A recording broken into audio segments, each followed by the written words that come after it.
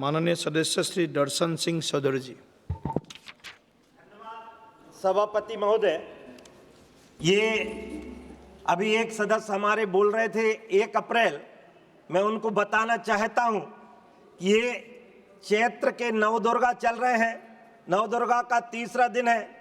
चंद्र घंटा मैया की पूजा आप करें तो आपका भी कल्याण होगा और सद्बुद्धि भी आएगी। तो मैं नवरात्रि की बधाइयां देते हुए और आज के ये जो हमारा बिल है, इस बिल के समर्थन में बोलना चाहता हूं। तटीय पोत परिवहन विधेयक 2024, क्योंकि हमारे ग्रंथों में कहा है कि रत्नाकराधोत्पदाम हिमालय किरीटिनीम ब्रह्म राज ऋषि रत्नाड्यम वंदे भारत मातरम। हमारी भारत माता की सीमाएं 3 तरफ से समुद्र से घिरी हुई हैं और एक तरफ से हिमालय इसकी रक्षा करता है और समुद्री तटीय, और इसके लिए कानून लाना, उनमें सुधार करना, जो बरसों से पंगु कानून बने हुए थे उनमें सुधार करने का काम आदरणीय नरेंद्र मोदी जी की सरकार ने किया है। मैं आपके माध्यम से मोदी जी का धन्यवाद करना चाहता हूं और इस कोस्टल शिपिंग बिल 2024 का समर्थन करता हूं। इसलिए भी समर्थन करता हूं कि इस बिल के माध्यम से हमारे तटीय क्षेत्रों में समुद्री व्यापार परिवहन को सुव्यवस्थित करने की दिशा में एक महत्वपूर्ण कदम होगा। इसका उद्देश्य तटीय शिपिंग को बढ़ावा देना, पर्यावरण संरक्षण को सुनिश्चित करना और अर्थव्यवस्था को सुदृढ़ करना है। मैं इसके प्रमुख बिंदुओं में बताना चाहता हूं कि समुद्री व्यापार को प्रोत्साहन इससे होगा। यह विधेयक तटीय जलमार्गों के माध्यम से माल परिवहन को बढ़ावा देता है, जिससे परिवहन लागत में कमी आएगी, व्यापार को गति मिलेगी। वर्तमान में भारत में कुल बंदरगाह की लगभग क्षमता 3600 मिलियन टन प्रति वर्ष है और जिसे माननीय मोदी जी ने विकसित भारत की जो कल्पना 2047 तक करी है, उसमें इसको 10,000 MTPA बढ़ाने का लक्ष्य लिया है। इसके लिए मैं धन्यवाद देता हूं।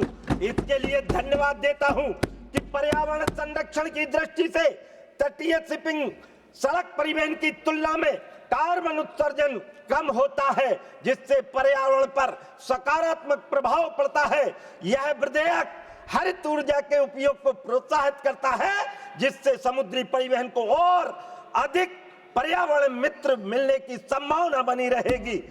इसलिए आज मैं इस बिल का भी समर्थन करता हूं कि स्थानीय अर्थव्यवस्था और रोजगार को बढ़ावा। हमारे मित्रगण कह रहे थे कि इससे, उन्होंने उदाहरण दिए आदिकाल के, तो हम उस आदिकाल को भी जानते हैं। हम तो उन परंपराओं को, क्योंकि हमने राम सेतु पर भी विश्वास किया, लेकिन आपने तो शपथ पत्र दिए उसके विरोध में। तो मैं तो कह रहा हूं कि राम ना मारे काहू को और पापी नहीं है राम, और आप उसे मर जात है कर कर खोटे काम। और इसलिए मैं आपको यह याद दिलाना चाहता हूं कि राम सेतु को आपने तोड़ने की कोशिश की, हमने उसको शिपिंग और बंदरगाह को मजबूत करके हमने न केवल व्यापार बढ़ाने का काम किया, हमने विरासत भी दी और विकास भी दिया। ये हमारा मोदी जी का मूल मंत्र है, क्योंकि राम काज करने की खातिर राम की भक्ति समाई और पृथक पृथक नामों से सारे काम करे रघुराई, और भक्त परायण निज भक्तों को सारा श्रेय दिलाते हैं, और जिन पर कृपा राम करे वो पत्थर भी तैर जाते हैं। और इसलिए मैं धन्यवाद देना चाहता हूं कि स्थानीय अर्थव्यवस्था और रोजगार को बढ़ाने के लिए तटीय शिपिंग के विस्तार में स्थानीय उद्योगों को नए बाजार मिलेंगे, रोजगार के नए अवसर बढ़ेंगे। उदाहरण के लिए गुजरात सरकार ने 2047 तक 2000 मिलियन टन का प्रति वर्ष की कार्गो क्षमता प्राप्त करने का लक्ष्य रखा है, जिससे राज्य की अर्थव्यवस्था मजबूत होगी। बंदरगाह अवसंरचना का विकास विधेयक के तहत बंदरगाहों को बुनियादी ढांचे के विकास और आधुनिकीकरण पर जोर दिया गया है। वर्तमान में 56 परियोजनाएं, इसकी कुल लागत लगभग 41,480 करोड़ रुपया है, कार्यान्वित की जा रही है। इसके लिए मैं धन्यवाद देता हूं और इससे बंदरगाह की क्षमता में लगभग 550 मिलियन टन प्रतिवर्ष वृद्धि होगी। और इसलिए मैं यहाँ के जो संशोधन इसमें लिए गए हैं उसमें स्थानीय समुदायों की भागीदारी पर इसमें जोर दिया गया है, जिसमें तटीय क्षेत्रों में रहने वाले हमारे आम गरीब जनता, उनकी चिंता, क्योंकि अंत्योदय का लक्ष्य जो पंडित दीनदयाल उपाध्याय जी ने दिया था उसको साकार करने का काम किसी ने किया है तो आदरणीय नरेंद्र भाई मोदी जी ने किया है। और ऐसे नौवहन सेवाओं को सक्रिय भागीदारी के लिए प्रोत्साहित किया जाएगा, जिससे उनकी सामाजिक और आर्थिक स्थिति में सुधार होगा। सुरक्षा मानकों के सख्ती में पालन, और इससे आप बार बार हमारे विपक्षी मित्र ये शंका, मुझे ये समझ में नहीं आता है, जब विदेशियों पर हम प्रतिबंध लगाते हैं तो आपके पेट में दर्द क्यों होता है? कहीं ना कहीं कनेक्शन हमको दूसरा दिखाई देता है। और इसलिए मैं कह रहा हूं इस तटीय शिपिंग दौरान सुरक्षा उपायों को और मजबूत किया जाएगा, जिससे समुद्री दुर्घटनाओं में की संख्या में कमी आएगी। यात्रियों तथा माल की सुरक्षा सुनिश्चित हो जाएगी। इस बिल से हमारी हरित ऊर्जा को बढ़ावा मिलेगा। बंदरगाहों और जहाजों के में नवीनीकरण ऊर्जा स्रोतों के उपयोग को बढ़ावा दिया जाएगा। सरकार ने सभी केंद्रीय और राज्य सरकार के बंदरगाहों में हाइड्रोजन हब स्थापित करने की योजना बनाई है। और ये भी अपने आप में जिस प्रकार से किसानों के क्षेत्र में हरित क्रांति आई है, ऐसे जल के क्षेत्र में इससे हरित ऊर्जा प्राप्त करने की संभावना बढ़ेगी।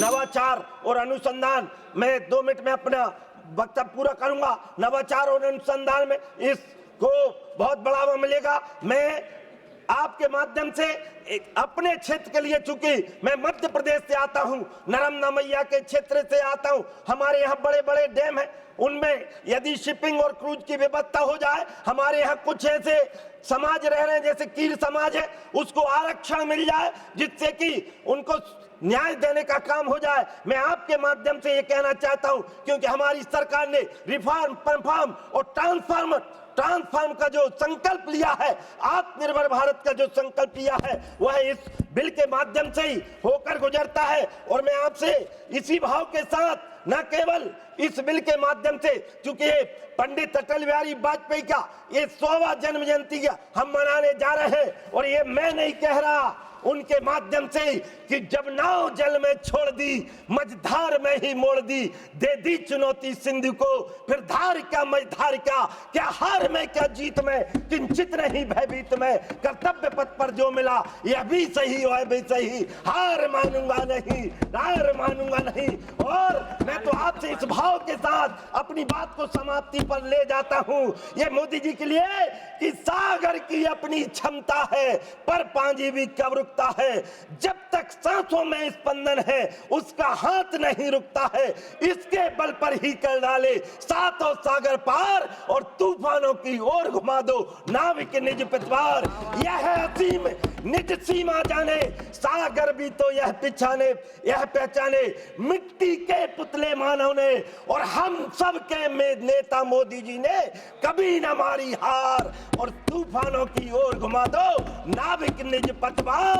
और इसके माध्यम से ये यदि शिपिंग बिल को मैं पूर्णतः समर्थन करते हुए अध्यक्ष महोदय का धन्यवाद देता हूं कि आज मुझे बोलने का मौका दिया। नर्मदा मैया की जय, भारत माता की जय, भगवान बलराम की जय, और समुद्र देवता की जय। जय हिंद, जय भारत।